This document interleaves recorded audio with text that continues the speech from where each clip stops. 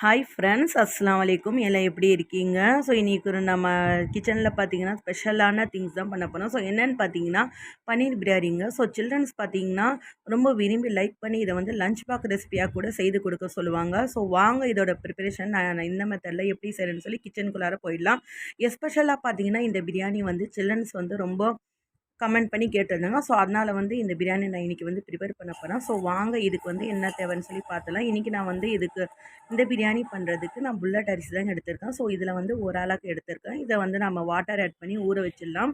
So next பார்த்தீங்கன்னா தேவையான ingredient பார்த்தீங்கன்னா பன்னீர் வந்து இதில் வந்து 200 கிராம் ஆட் பண்ணியிருக்கேன்னா. ஸோ க்யூப்ஸாக வந்து கட் பண்ணி எடுத்துக்கலாம். இல்லை க்யூப்ஸாக வந்து அது விற்றாலும் நீங்கள் வந்து வாங்கி வச்சுக்கோங்க.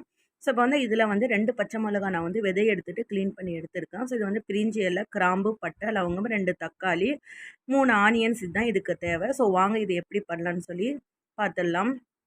ஸோ இப்போ வந்து ஒரு குக்கர் நான் ஆட் பண்ணியிருக்கேன். இதில் வந்து நெய் ஆட் பண்ணியிருக்கேன்னா 3லேருந்து 4 டேபிள் ஸ்பூன் நெய் ஆட் பண்ணிக்கலாம். ஸோ அதோட பார்த்தீங்கன்னா ஆயில் ஆட் பண்ணிக்கோங்க. நீங்கள் உங்களுக்கு தேவையான அளவு இதில் ஆயில் ஆட் பண்ணிக்கோங்க.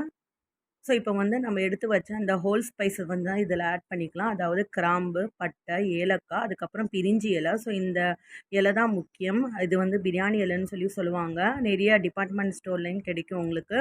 ஸோ இதை ஆட் பண்ணிட்டா நம்ம பன்னீர் பிரியாணி ரொம்பவே நல்லா வந்து மணமாக இருக்குங்க. ஸோ இப்போ இதில் வந்து ஃபைனாக சாப் பண்ண 3 வெங்காயத்தை இதில் வந்து நான் ஆட் பண்ண போகிறேன். இதை வந்து நம்ம நல்லா ரெட்டிஷாக ப்ரௌனிஷாக வந்து வதக்க போகிறோம்.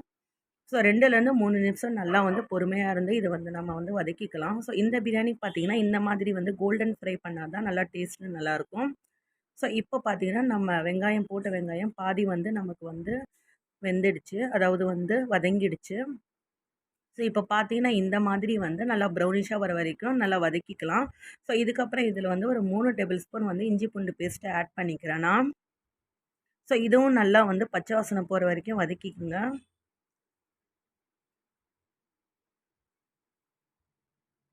ஸோ இப்போ பார்த்தீங்கன்னா இதுக்கு வந்து நான் 2 பச்சை மிளகா வந்து நடுவில் விதையெல்லாம் எடுத்துருக்கேன்னா. ஸோ வந்து விதை உள்ளார போனால் ஸ்டமக்கு நல்லது கிடையாது. ஸோ அதனால தான் விதைய எடுத்துட்டு நான் இதில் வந்து ஆட் பண்ணியிருக்கேன். இப்போ வந்து இதில் 2 தக்காளி இதில் வந்து கட் பண்ணி ஃபைனாக சாப் பண்ணி ஆட் பண்ணியிருக்கேன். இதுவும் வந்து நல்லா பச்சை வாசனை போகிற வரைக்கும் வதக்கிக்கலாம் நாம. ஸோ இது வதங்குறதுக்கு தேவையான அளவு உப்பு ஆட் பண்ணிக்கலாம். இந்த பிரியாணியை பொறுத்த வரைக்கும் பார்த்தீங்கன்னா வித்தின் ஒரு 20 மினிட்லேயே நம்ம வந்து இதை ரெடி பண்ணிடலாங்க. ஸோ இப்போ வந்து கொத்தமல்லி, புதினா வந்து இலைகளை மேலாப்பில் அப்படியே வந்து நம்ம தூவிக்கலாம். ஸோ இதை ஒரு கைப்பிடி எவ்வளோன்னு பார்த்தீங்கனாலும் ஒரு கைப்பிடியில் பாதி எடுத்துக்கோங்க. பாதி புதினா, பாதி வந்து கொத்தமல்லி தழை. ஸோ இதில் வந்து காரத்துக்கு நான் ஒரு 1/4 டீஸ்பூன் மட்டும் வந்து சில்லி பவுடர் ஆட் பண்ணியிருக்கேன். ஸோ அதிகமாக வேண்டாம். நம்ம ஆல்ரெடி வந்து இதில் பச்சை மிளகாய் கூட ஆட் பண்ணியிருக்கோம். ஸோ இப்போ வந்து 2லேருந்து 3 டேபிள் ஸ்பூன் வந்து தயிர் ஆட் பண்ணிக்கலாம். ஸோ எந்த மசாலா இருக்கட்டும், காரம் இருக்கட்டும், மைல்டாக இந்த பிரியாணியில் ஆட் பண்ணால் தான் ரொம்ப வந்து வாசம் வந்து டேஸ்ட்டு வந்து நல்லா தூக்கலாக இருக்கும். ஸோ இப்போ நல்லா இதுவும் வந்து பச்சை வாசனை போகிற வரைக்கும் வதக்கிக்கலாம் நம்ம. ஸோ இதில் வந்து ஒரு 1/2 கிளாஸ் மட்டும் வந்து வாட்டர் ஆட் பண்ணிக்கிறேன்னா. ஸோ அதுக்கு முன்னாடி பார்த்தீங்கன்னா இதில் கொத்தமல்லி தூள், அதாவது கொரியண்டர் பவுடர் வந்து ஒரு 1/4 டீஸ்பூன் வந்து ஆட் பண்ணிக்கிறேன். ஸோ கரம் மசாலாவும் ஒரு 1/4 டீஸ்பூன் வந்து ஆட் பண்ணிக்கிறோம். அப்போ தான் இந்த பிரியாணிக்கு டேஸ்ட்டு நல்லாயிருக்கும். ஸோ இந்த பிரியாணியை பொறுத்த வரைக்கும் பார்த்தீங்கன்னா ரொம்ப வந்து சுவையில் இருக்கட்டும், மணம்லேயே இருக்கட்டும், ரொம்ப அதிகமாக நல்லா வந்து இருக்குங்க. ஸோ இப்போ வந்து ஒரு 2லேருந்து 3 நிமிஷம் மட்டும் இதில் 1/4 கிளாஸ் நான் வந்து வாட்டர் ஆட் பண்ணியிருக்கேன், எடுத்து வச்சிடலாம். ஸோ அதுக்குள்ளார பார்த்தீங்கன்னா இன்னொரு பக்கத்து பேனில் வந்துன்னா கொஞ்சம் 2 ஸ்பூன் வந்து நெய் விட்டு பன்னீரை வந்து சாத்தே பண்ணி எடுத்துருக்கேன். ஸோ அடுத்தது பார்த்தீங்கன்னா இப்போ நம்ம வந்து பாயில் பண்ணி தான் அரிசி ஆட் பண்ண போகிறோம் நம்ம அந்த கிரேவியில். ஸோ அதனால் வந்து இதை நான் வந்து கெட்டிலில் வந்து ஹாட் வாட்டர் ரெடி பண்ணி இதில் வந்து அரிசியை போட்டுட்டேன்னா, இப்போ அதில் வந்து 2 பிரிஞ்சி இலை, கிராம்பு, பட்டை ஆட் பண்ணிக்கலாம். ஸோ இப்போ பார்த்தீங்கன்னா பக்கத்தில் நம்மளோட அந்த கிரேவி வந்து நல்லா ரெடி ஆகிடும். ஸோ இதில் தான் நம்ம வந்து அரிசியை வந்து 50% மட்டும் வந்து நான் வேக விட போகிறோம். ஸோ மற்றபடி நெக்ஸ்ட்டு 50 மினிட் பார்த்தீங்கன்னா 50% வந்து இந்த கிரேவியில் நம்ம வந்து தம் கட்ட போகிறோம். ஸோ இப்போ வந்து பார்த்தீங்கன்னா நல்லா வந்து ஒரு 50% வந்து வெந்துடுச்சு. ரொம்ப அதிகமாக வந்து வேகக்கூடாது, குலைவாயிடும். ஸோ இப்போ வந்து நல்லா வாட்டர் எல்லாம் ஸ்ட்ரெயின் பண்ணி இதில் வந்து இந்த கிரேவியில் வந்து ஆட் பண்ணிக்கோங்க.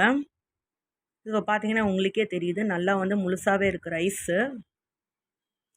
அரிசி போட்டு நீங்கள் வந்து ஒரு 2 கொதி மட்டும்தான் கொதிக்க விடணும். 3வது கொதியில் நீங்கள் வந்து அப்படியே வடிகட்டிடுங்க, அதாவது ஸ்ட்ரெயின் பண்ணிக்கோங்க.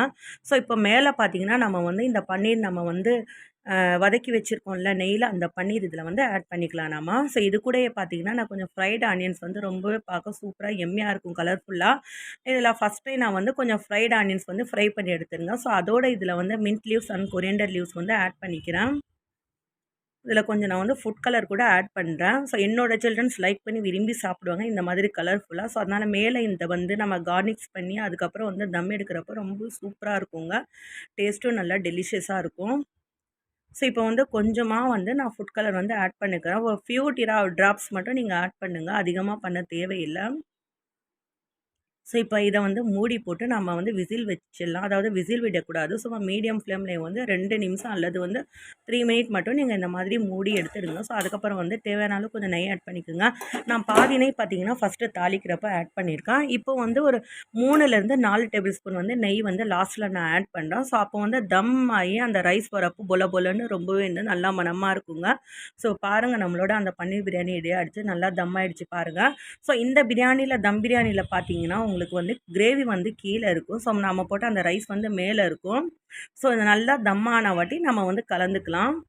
ஸோ நீங்கள் வந்து சில்ட்ரன்ஸ்க்கு கொடுக்குறதா இருந்தால் கலந்து கொடுத்துருங்க. ஏன்னா அவங்களுக்கு வந்து தனித்தனியாக செப்பரேட்டாக வந்து ரைஸ் அண்டு பன்னீர் கிரேவி எல்லாம் எடுத்து சாப்பிட முடியாது. ஸோ இப்போ நான் எல்லாமே வந்து கலந்துட்டேன். ஸோ இதை வந்து சில்ட்ரன்ஸ் பார்த்தீங்கன்னா ரொம்பவே லைக் பண்ணி சாப்பிடுவாங்க. அண்ட் வந்து இது லஞ்ச் பேக் ரெசிபியாக கூட நீங்கள் வந்து செஞ்சு கொடுக்கலாம். ஆல்மோஸ்ட் பார்த்தீங்கன்னா எங்கள் வீட்டில் லஞ்ச் பேக் ரெசிபியாக தான் இதை வந்து நான் வந்து ப்ரிப்பேர் பண்ணுவேன். ஸோ இப்போ இந்த மாதிரி உள்ளார இருந்து பாருங்கள், சாதம் வந்து நல்லா பொல பொலன்னு ஒன்றுக்கு ஒன்று ஒட்டாமல் இருக்குது பாருங்கள். ஆக்சுவலி இது வந்து பாஸ்மதி ரைஸ் கிடையாது, புல்லட் ரைஸ், அதாவது குஜராத் பொன்னி சொல்லுவோம்.